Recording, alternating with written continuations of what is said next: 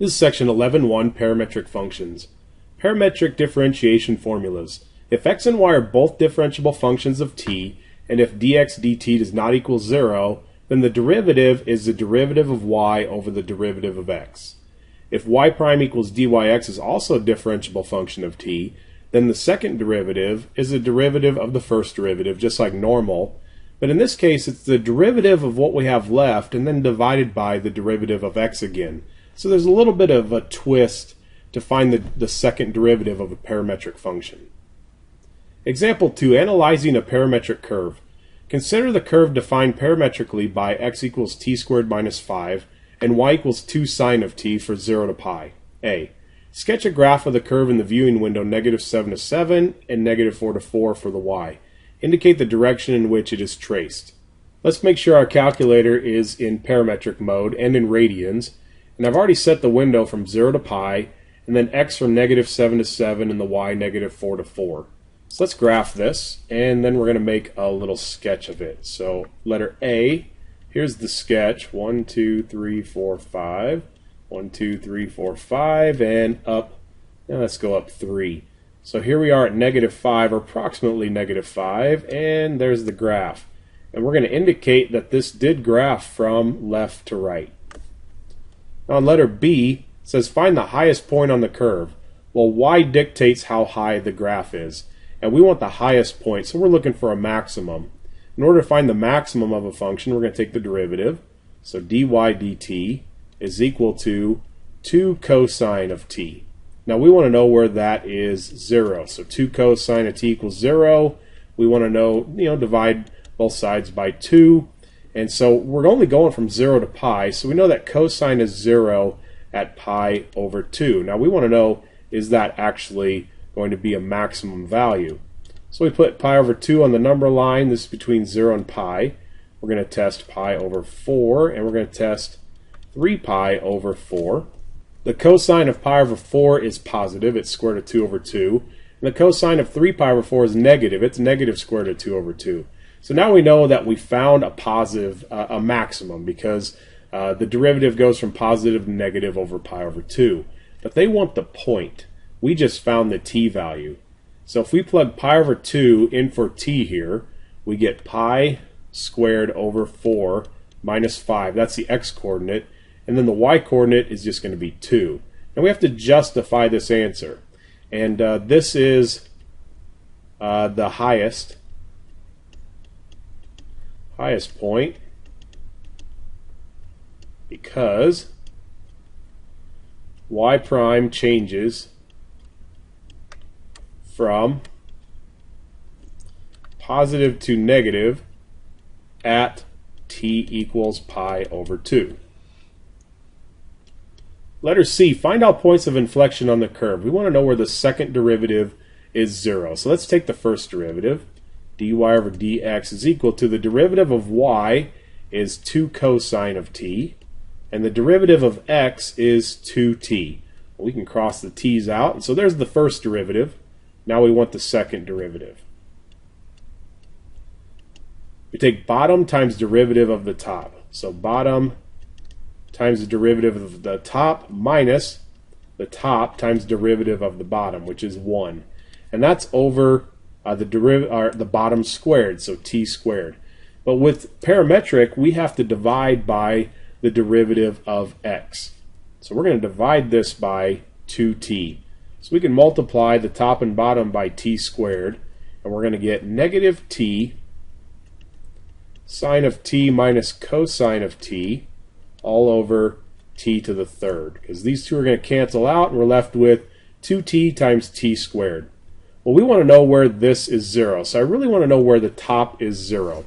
So let's switch our mode to function, and let's check the window. We're going from -7 to 7, -4 to 4. Well, really, we want to go now from 0 to pi, and y can go from maybe -2 to 2. So let's go to y equals, and we have t, or actually negative t, in this case it has to be x's, sine of x, then minus cosine of x.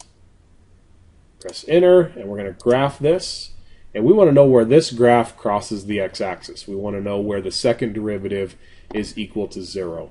Well, I know it's between 2 and 3, so let's go 2, and we'll go, well, we know it's between 2 and 3, and it's actually about, the t is about 2.7-ish.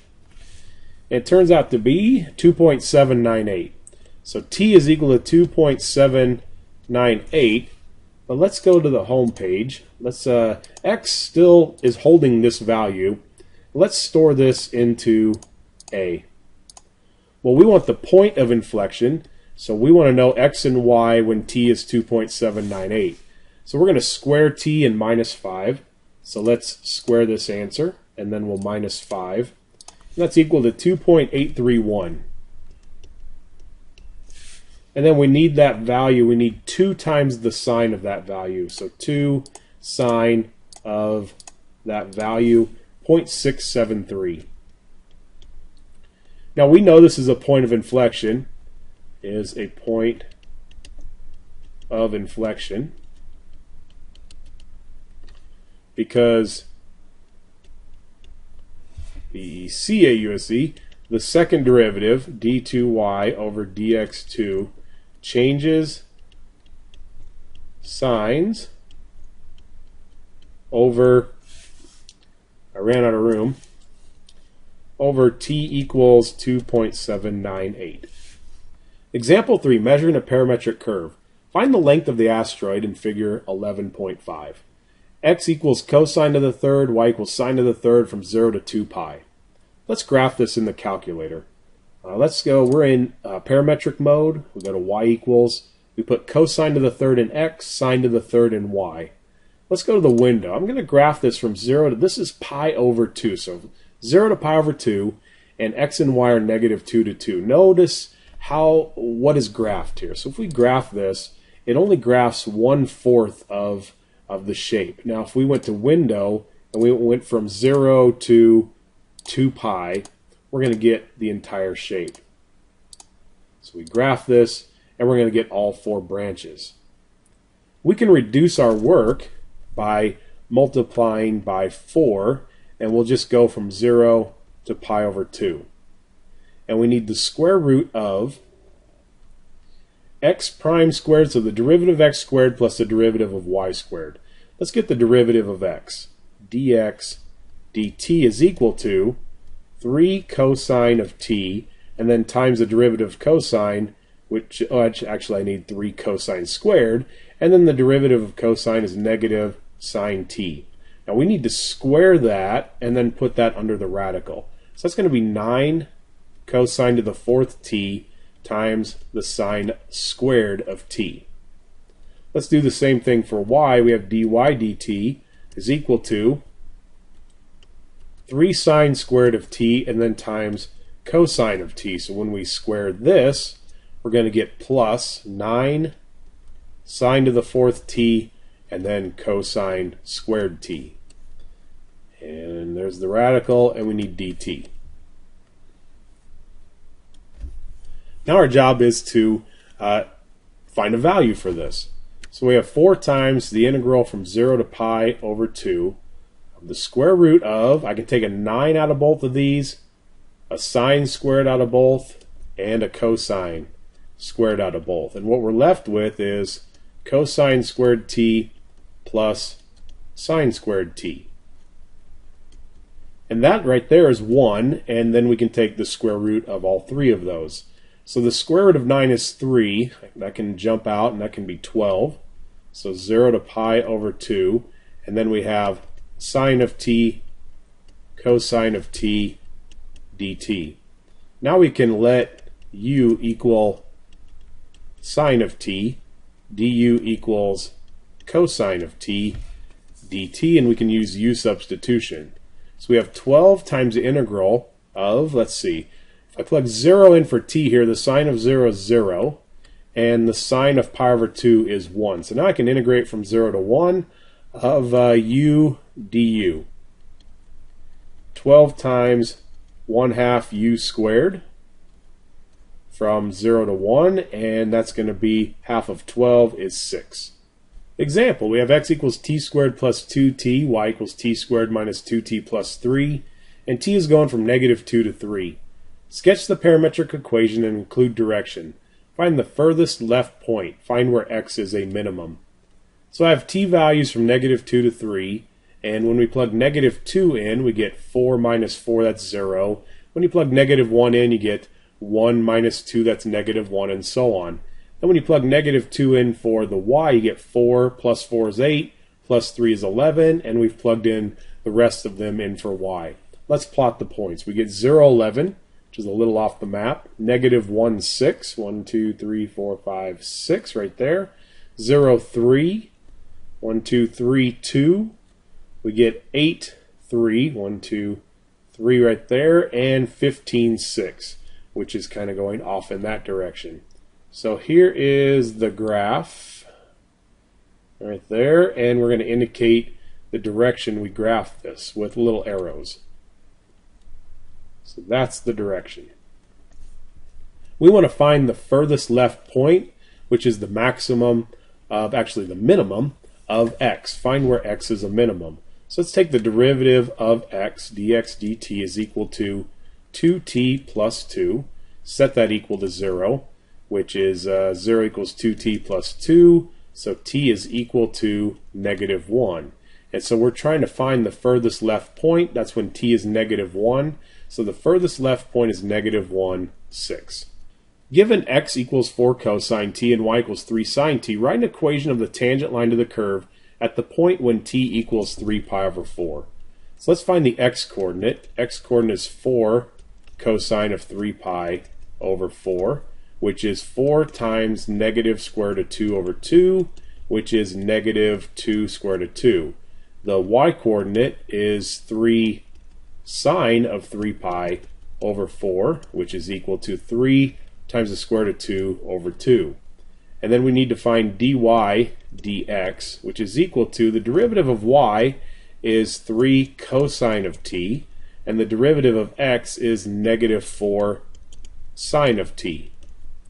That's equal to 3 times, if we plug 3 pi over 4 in here, cosine is -square root of 2 over 2, and the sine of 3 pi over 4 is square root of 2 over 2. So the slope ends up being a positive 3/4. So here's the equation of the tangent line. Y minus 3 square root of 2 over 2 is equal to 3/4 times x plus 2 square root of 2. In exercises 23 through 26, find all the points at which the tangent line to the curve is horizontal or be vertical. Let's find the slope of the tangent line, dy dx, is equal to the derivative of y is 3 cosine of t, and the derivative of x is -3 sine of t, which is just negative cosine of t over sine of t. Now we can say that's cotangent.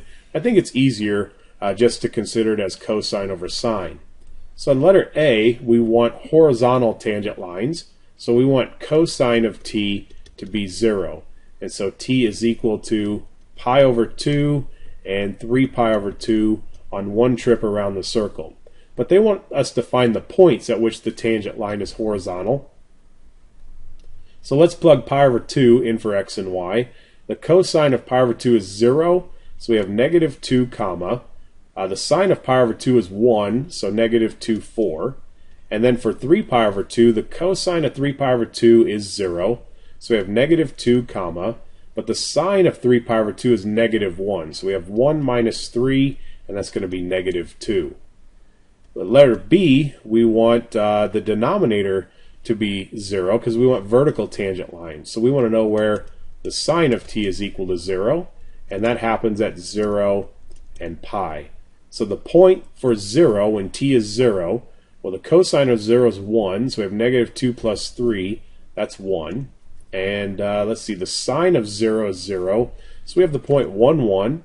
And then when t is pi, cosine of pi is -1, so we have -5. And then the sine of pi is 0, so the y is 1.